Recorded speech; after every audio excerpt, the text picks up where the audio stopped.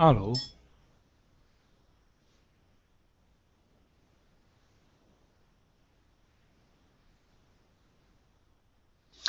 bonsoir. Qu'est-ce que c'est hérésie dans le monde religieux? Dans l'Antiquité, le mot hérésie désignait simplement une école de pensée. Le jardin d'Épicure était une telle hérésie. Au fil des concites qui définissent progressivement les dogmes chrétiens durant le premier millénaire de notre ère. La notion d'hérésie fut fréquemment opposée à celle d'orthodoxie. Elle acquit une valeur péjorative dans l'historiographie des églises trinitaires, catholiques ou orthodoxes. Et depuis lors, le mot hérésie désigne avant tout une opinion, doctrine ou dogme considéré comme sortant du, du cadre de ce qui est généralement admis ou tenu pour acquis dans le domaine de la pensée, de la connaissance, de la religion. Selon Michel Serres, on est toujours l'hérétique de quelqu'un.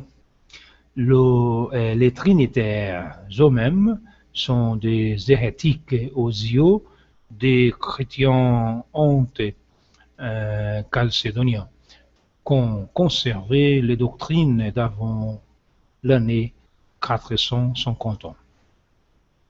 Étymologie et sémantique. Hérésie provient du grec airesis, choix, préférence pour une idée ou pensée dans le contexte antique où la religion était plus rituelle que dogmatique. Euh, la hiérésie n'a pas l'aspect dramatique qu'elle revêtira dans le christianisme. En effet, l'Antiquité polythéiste sépare le mythe de la philosophie. Le monothéisme, en revanche, introduit la théologie, l'étude scolastique du divin qui englobe et transcende ces deux domaines. Soumettons la philosophie à la théologie qui édicte des vérités révélées sur Dieu, les dogmes, dans le domaine religieux. Dogme et hérésie dans le monothéisme. Les dogmes ne revêtent pas la même importance dans toutes les religions, ce qui explique différentes attitudes par rapport à ce qui est qualifié d'hérésie. Pour les Juifs, l'appartenance au peuple élu prime sur toute conception théologique, ce qui permet l'existence de sectes ou dogmes et aux pratiques différentes, mais appartenant toujours au judaïsme. En revanche, les doctrines chrétiennes constituent une hérésie par rapport à celui-ci, car le Nouveau Testament rompt radicalement avec l'héritage judaïque, même si Jésus est censé vouloir, non pas abolir, mais accomplir la loi. Pour les chrétiens trinitaires, catholiques ou orthodoxes, l'Église est le corps vivant du Christ et l'unité dogmatique est donc fondamentale.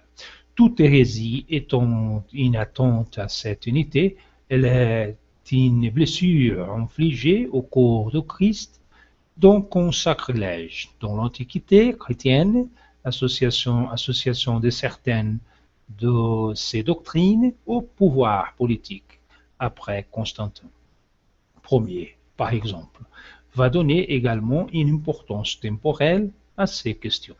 Pour les chrétiens orthodoxes, c'est l'Église de Rome avec ses 14 conciles propres aux nombreuses innovations doctrinales,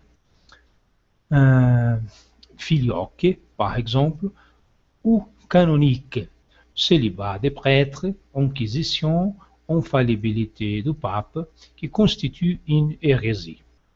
Pour les chrétiens protestants, L'Église est un corps spirituel de Christ.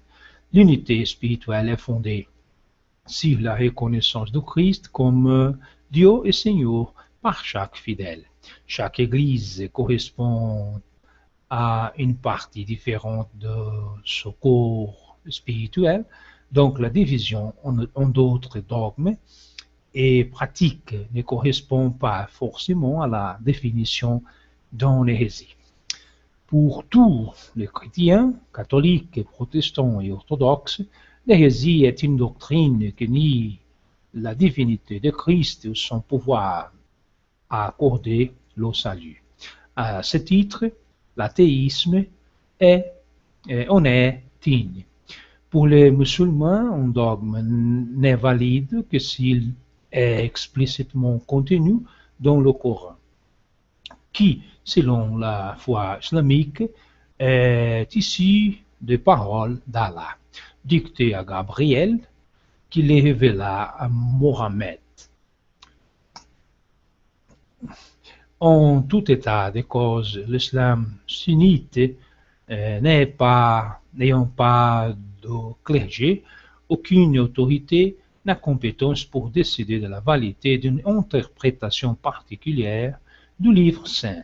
Il n'y a donc pas d'hérésie à l'intérieur de l'Oumma, communauté musulmane, même si l'on veut s'affronter, y compris par les armes entre factions taïf, par exemple sunnites et chiites.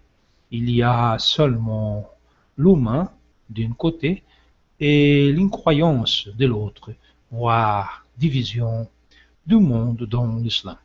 En revanche, il existe un équivalent à l'apostasie, mais il s'agit d'un équivalent individuel et non collectif. Judaïsme. Dans le judaïsme, le concept de hérésie s'attache aux nombreux faux messies qui parsèment l'histoire du judaïsme. La plus importante d'entre elles, celle de Sabbatai Tzvi, fondateur de la communauté appelée les Sabbatiens. Il est contemporain des parents de Baruch Spinoza. Au XVIIIe siècle, cette hérésie bouleversa les communautés juives d'Europe où prédominaient les marins, comme à Amsterdam ou Venise. Elle atteignit donc plus les communautés séfarades que les communautés ashkénazes. Culturellement, le judaïsme valorise les discussions et divergences doctrinales, comme l'évoquent les dictions. Quand deux talmudistes se rencontrent, il y a immédiatement trois opinions qui s'affrontent. La divergence d'interprétation est admise, voire encouragée, comme en témoignent les discussions enregistrées dans les Talmuds. Après une longue discussion destinée à passer tous les cas en revue, la décision des jurisprudences est votée. L'avis minoritaire est préservé pour le cas où il pourrait se révéler utile. D'une façon générale, une hérésie dans le judaïsme aboutit à une scission sans véritable conséquence pour les minoritaires, qui sont toujours considérés comme appartenant au judaïsme, sauf dans les congrégations ultra-orthodoxes contemporaines. Ceci vient de ceux qui l'appartiennent au peuple élu. Se manifeste en pratique beaucoup plus par le partage de valeurs sociales, culture et pratiques religieuses, et la conscience que ce peuple vit sous le regard de Dieu qui par la référence à un dogme particulier. Spinoza est un cas extrême. Baruch Spinoza fut déclaré hérétique par la communauté d'Amsterdam. Toutefois, cette condamnation tient plus à l'histoire de la dite communauté essentiellement composée de marins venus du Portugal qui a l'hétérodoxie des positions de Spinoza, au moins jusqu'à son exclusion. Christianisme. Dans un contexte chrétien, et par l'analogie dans d'autres contextes, L'hérésie qualifie une situation complexe de conflit et de rupture qui superpose généralement l'hérésie proprement dite doctrinale, déviance sur le contenu de la foi et le schisme disciplinaire en soumission à l'autorité ecclésiastique légitime. L'hérésie naît d'une divergence entre les écoles sur ce qu'est la vérité formulée par le dogme. Elle se développe à la fois sur le plan intellectuel par l'opposition irréductible des thèses et sur le plan communautaire par l'impossibilité pratique de vivre en frère avec les tenants de l'autre école. Enfin, elle s'achevait par une situation de rupture sociale paradoxale. De part et d'autre, on reconnaît que la communion entre les parties antagonistes est impossible en pratique, mais resterait nécessaire. La foi étant nécessaire au salut, l'orthodoxie est capitale et l'hétérodoxie fait risquer les peines infernales. L'hérésie est le drame de frères ennemis, à la fois frères et ennemis, chacun revendiquant l'héritage authentique du Père. En ceci, elle se distingue radicalement de conflits interreligieux. Premier millénaire, le terme hérésie a pris une valeur péjorative en milieu chrétien avec les controverses théologiques dont témoignent Justin de Naplouse et Traîné de Lyon qui ont écrit contre les hérésies dès le IIe siècle. Au IVe siècle, les empereurs prendront des mesures contre les hétérodoxes ou hérétiques, volonté politique de limiter les opinions et querelles religieuses entre chrétiens. Bien entendu, le paganisme et les écoles philosophiques vont survivre quelques siècles. Dès les premiers temps du christianisme, un certain foisonnement des conceptions théologiques et des pratiques liturgiques provoque des conflits qui conduisent à des mises au point. Le Concile de Jérusalem en est un premier exemple, mais on peut aussi citer la question plus prosaïque de la fixation de la date de Pâques pour laquelle Irénée de Lyon doit intervenir. Les dogmes chrétiens sont fondés sur les Écritures et pour les chrétiens catholiques, la traduction est aussi source du dogme. Sont appelés Écritures le texte biblique de l'Ancien et du Nouveau Testament et tradition catholique l'héritage oral selon les catholiques reçus des apôtres que personne n'avait mis pas écrit jusqu'au IIIe ou IVe siècle, dès son origine. Le christianisme est confronté à de nombreuses conceptions théologiques hétérodoxes, que ce soit dans le domaine christologique, docétisme, arianisme, nestorianisme, monophysisme, cosmologique, gnose, macédonianisme, manichéisme, bogomilisme et catharisme, ou ecclésial, marcionisme, montanisme, donatisme, etc. Les 3 premiers siècles, les différentes tendances chrétiennes ont cohabité ensemble malgré elles dans de passionnés débats apologétiques. La première grande division se produisait entre les judéo-chrétiens et les pagano-chrétiens. Les deux mouvements avaient des conceptions différentes de la pratique de la religiosité, mais elles ont cohabité et même se sont entraidées économiquement. L'hérésie pour ces chrétiens était combattu avec les Écritures et le débat apologétique. Les différentes épîtres paulines et post-paulines attestant cette logique. Après la disparition des judéo-chrétiens et l'institutionnalisation de l'Église autour de l'empereur pour répondre aux hérésies qui menacent la nouvelle autorité ecclésiastique, la pratique juive des assemblées sera reprise, pratiquée aussi par l'Église primitive en la transformant en la réunion des conciles œcuméniques, c'est-à-dire regroupant l'ensemble des évêques de différentes églises, permettant de débattre et de trancher sur les questions controversées. Par exemple, le premier concile de Nicée, qui s'est réuni en 325, a produit une profession de foi, le symbole de Nicée, qui clarifie la nature de Christ et désavoue le gnose et l'arianisme à la suite des affirmations d'Arius. Ce symbole est complété en 380 ans lors du concile de Constantinople par une précision sur la nature du Saint-Esprit.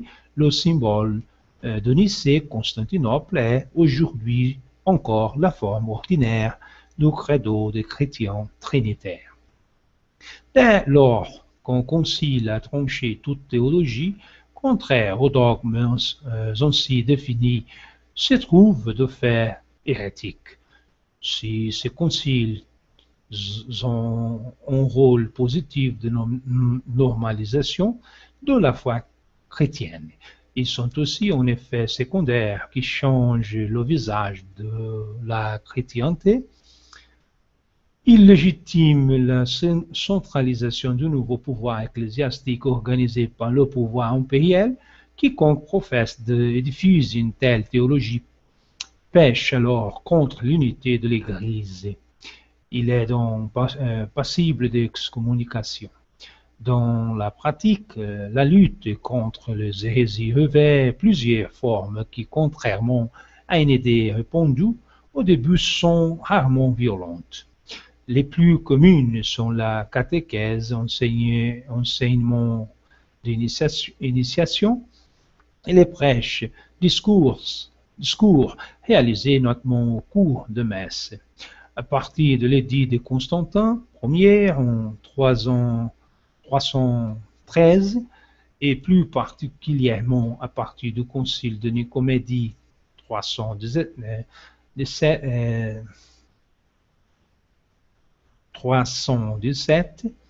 est érigé en tribunal destiné à imposer à Arius une première confession de foi sous peine d'excommunication. Le dogme a donc été défini comme norme de la vraie foi par réaction aux déviances des hérétiques. Plus tard, avec le premier concile de Nicée, est hérétique une doctrine divergente de l'enseignement officiel d'une Église et à ses dogmes, tels que définis par son autorité, évêque et concile, sur la base de l'Écriture et de la tradition. La généralisation de ce concept fait qu'une hérésie est toute doctrine contraire aux conceptions établies sans que celle-ci nécessite la moindre preuve.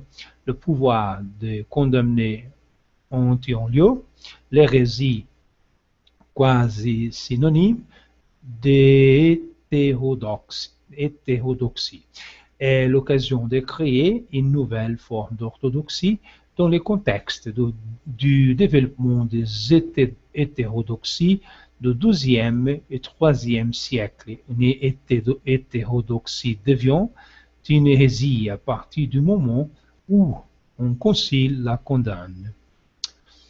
La lutte contre les hérésies se fait essentiellement par la prédication à partir du IVe siècle et jusqu'au Xe siècle. Les cas les plus difficiles ont été réglés par des conciles. Par exemple, le premier concile œcuménique à Nicée pour l'arianisme. Catholicisme. Dans le catholicisme, un ordre religieux, celui des dominicains, frères prêcheurs, est créé en 1215 dans le seul but de prêcher face à la spectaculaire recrudescence des hérésies au XIe et XIIe siècle. En 1230, l'Inquisition est créée par le pape Grégoire IX pour combattre l'hérésie cathare. Cette institution ecclésiastique munie de pouvoirs d'enquête et de jugement est confiée aux ordres mondiaux, surtout dominicains, mais aussi plus tard franciscains, frères mineurs, transformés par le pape Paul III en 1542 en sacrée congrégation de l'Inquisition romaine et universelle. Pour faire obstacle au progrès du protestantisme, elle devient sous Pie X en 1908. La congrégation du Saint-Office, puis en 1965, sous Paul VI, la congrégation pour la doctrine de la foi, qui abandonne enfin la structure et les méthodes inquisitoriales. Au XIe siècle, XIIe siècle, après instruction de l'enquête, si le cas d'hérésie est avéré, le juge rappelle le dogme et demande solennellement à l'accusé d'y adhérer, profession de foi.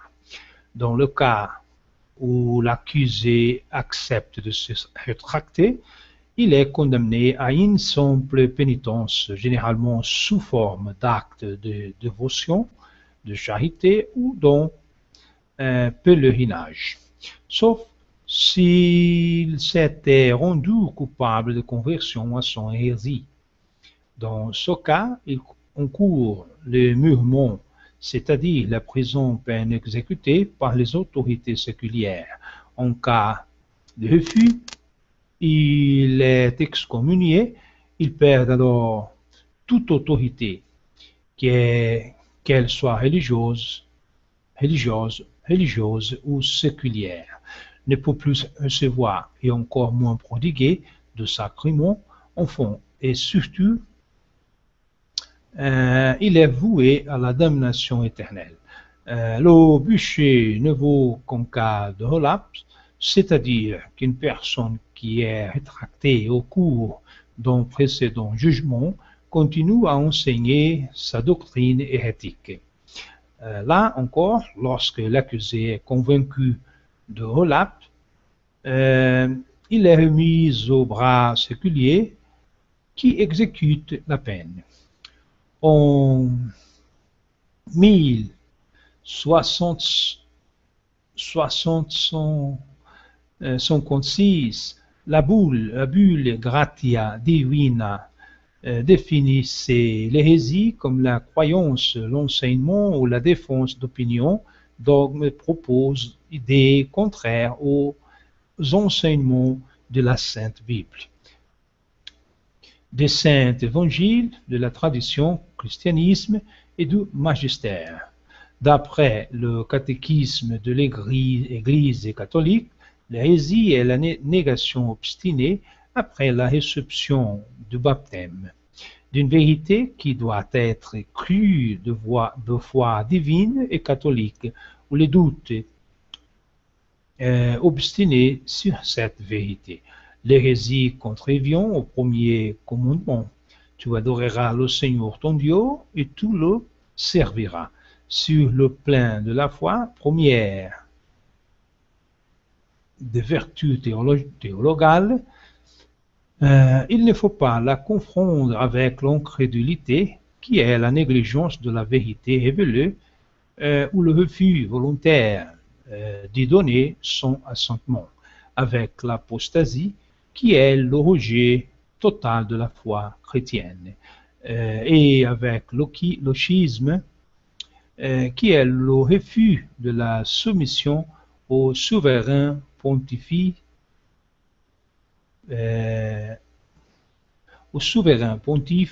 ou de communion avec les membres de l'Église qui lui sont soumis. L'islam.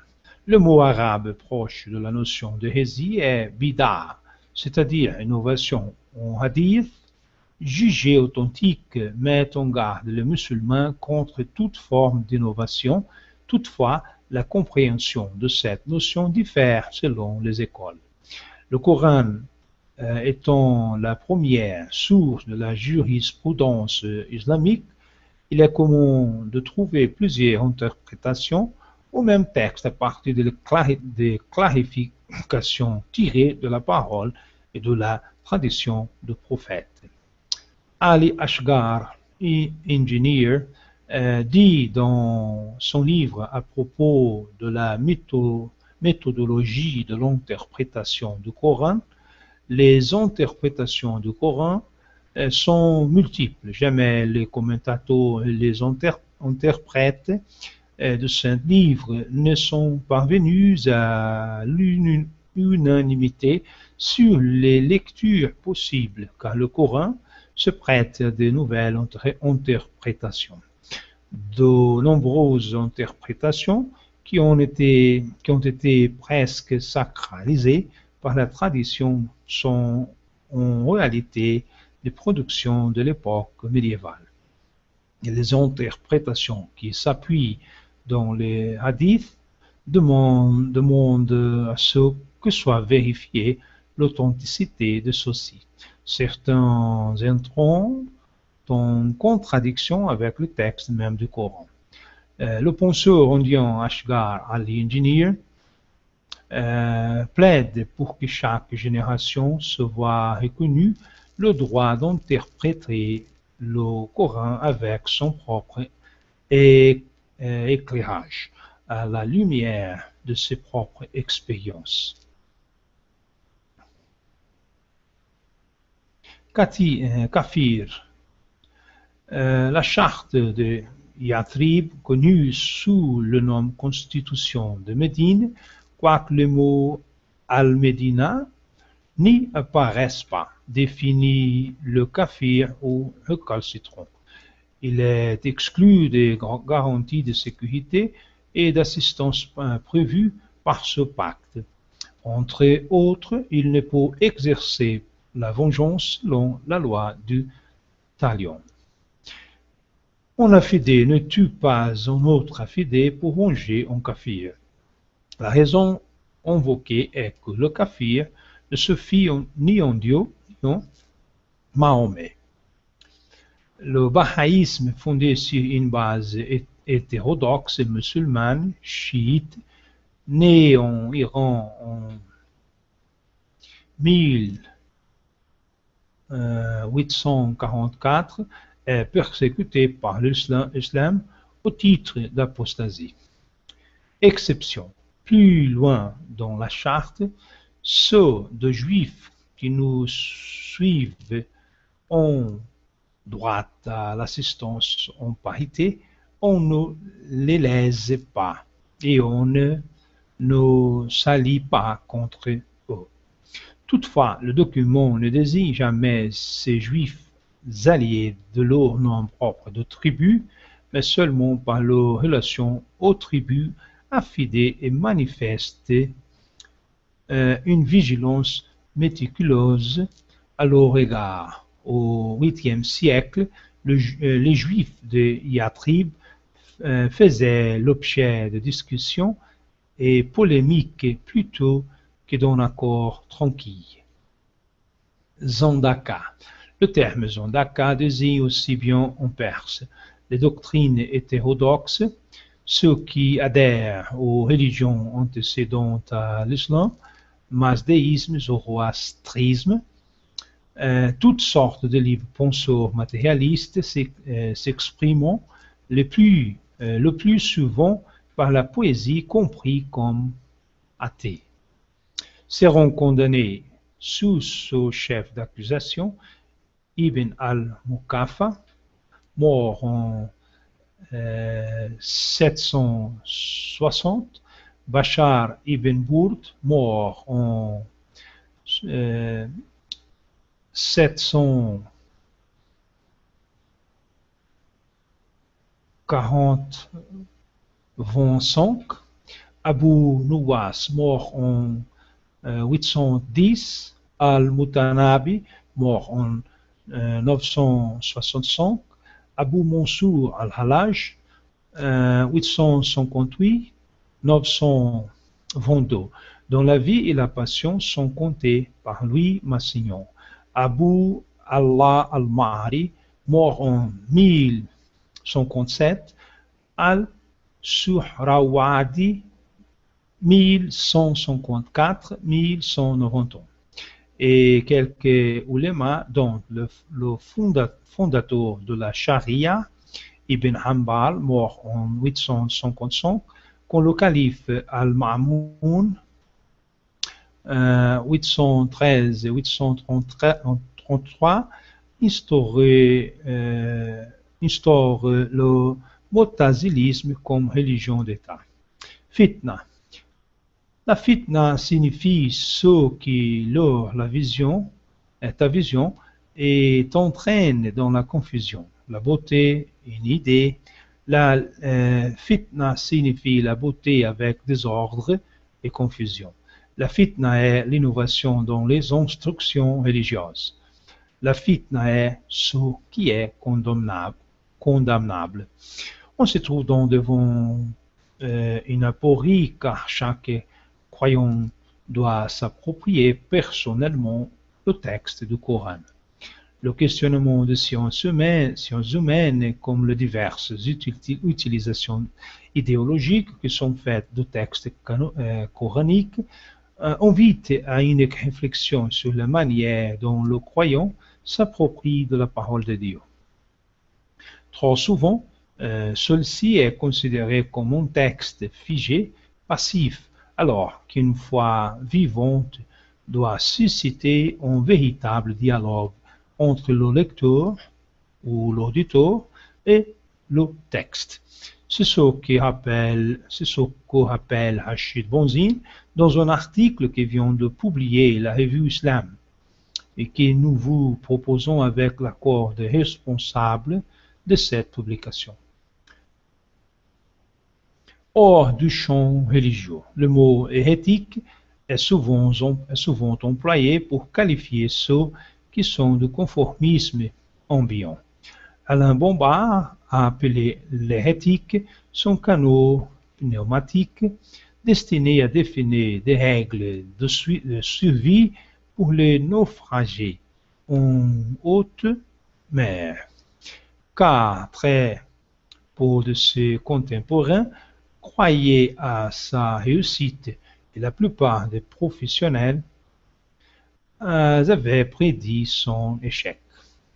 Les scientifiques soutenant de l'hypothèse hétérodoxe en leur temps, comme Charles Darwin soutenant l'évolution des êtres vivants, Alfredo Wegener soutenant la dérive des continents, Albert Einstein soutenant la relativité, Jacques Benveniste soutenant la mémoire de l'eau, encore Martin Fleischmann et Stanley Pond soutenant la fusion froide, ont aussi été qualifiés d'hérétiques que leurs modèles aient finalement été validés.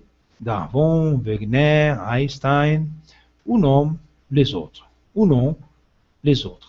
En sciences économiques, sociales et de l'éducation, les auteurs parfois tenus pour hérétiques sont pour la plupart ceux qui proposent des modèles, des analyses et des solutions allant à l'encontre de celles dominant leur époque.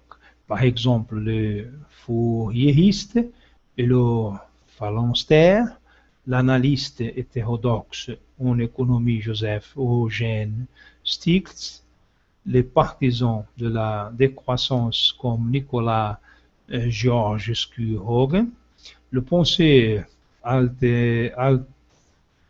altermondialistes, les promoteurs de l'éducation nouvelle ou encore ceux de la psychanalyse de l'enfance comme Françoise Dolto.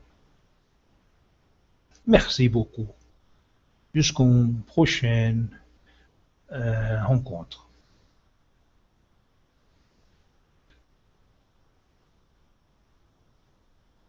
Orthodoxe, c'est l'Église de Rome avec ses 14 conciles propres aux nombreuses innovations doctrinales.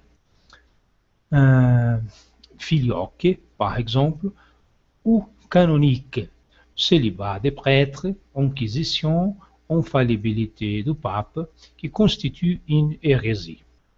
Pour les chrétiens protestants, l'Église est un corps spirituel du Christ. L'unité spirituelle est fondée sur la reconnaissance du Christ comme Dieu et Seigneur par chaque fidèle. Chaque Église correspond à une partie différente de ce corps spirituel, donc la division en d'autres dogmes et pratiques ne correspond pas forcément à la définition d'une hérésie. Pour tous les chrétiens, catholiques, protestants et orthodoxes, l'hérésie est une doctrine qui nie la divinité de Christ ou son pouvoir. La hérésie n'a pas l'aspect dramatique qu'elle revêtra dans le christianisme. En effet, l'Antiquité polythéiste sépare le mythe de la philosophie. Le monothéisme, en revanche, introduit la théologie, l'étude scolastique du divin, qui englobe et transcende ces deux domaines. Soumettons la philosophie à la théologie qui édicte des vérités révélées sur Dieu, les dogmes, dans le domaine religieux. Dogmes et hérésie dans le monothéisme. Les dogmes ne revêtent pas la même importance dans toutes les religions, ce qui explique différentes attitudes par rapport à ce qui est qualifié d'hérésie. Pour les Juifs, l'appartenance au peuple élu prime sur toute conception théologique, ce qui permet l'existence de sectes ou dogmes d'opinion, doctrines ou dogmes considérés comme sortant du cadre de ce qui est généralement admis ou tenu pour acquis dans le domaine de la pensée, de la connaissance, de la religion. Selon Michel Serres, on est toujours l'hérétique de quelqu'un. Les trinitaires eux-mêmes sont des hérétiques aux yeux des chrétiens calcédoniens qui ont conservé les doctrines d'avant l'année 450 ans. Étymologie et sémantique. Hérésie provient du grec airesis, choix, préférence pour une idée ou pensée dans le contexte antique où la religion était plus rituelle que dogmatique et aux pratiques différentes, mais appartenant toujours au judaïsme. En revanche, les doctrines chrétiennes constituent une hérésie par rapport à celui-ci, car le Nouveau Testament rompt radicalement avec l'héritage judaïque, même si Jésus est censé vouloir, non pas abolir, mais accomplir la loi. Pour les chrétiens trinitaires, catholiques ou orthodoxes, l'Église est le corps vivant du Christ et l'unité dogmatique est donc fondamentale.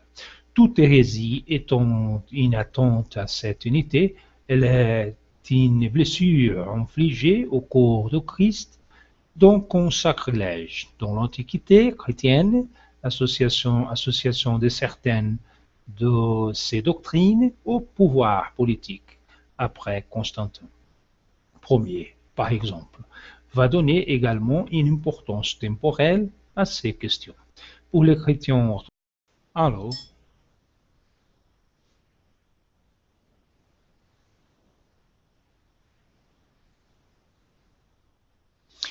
bonsoir. Qu'est-ce que c'est hérésie dans le monde religieux? Dans l'Antiquité, le mot hérésie désignait simplement une école de pensée. Le jardin d'Épicure était une telle hérésie. Au fil des concites qui définissent progressivement les dogmes chrétiens durant le premier millénaire de notre ère. La notion d'hérésie fut fréquemment opposée à celle d'orthodoxie. Elle acquit une valeur péjorative dans l'historiographie des églises trinitaires, catholiques ou orthodoxes. Et depuis lors, le mot hérésie désigne avant tout une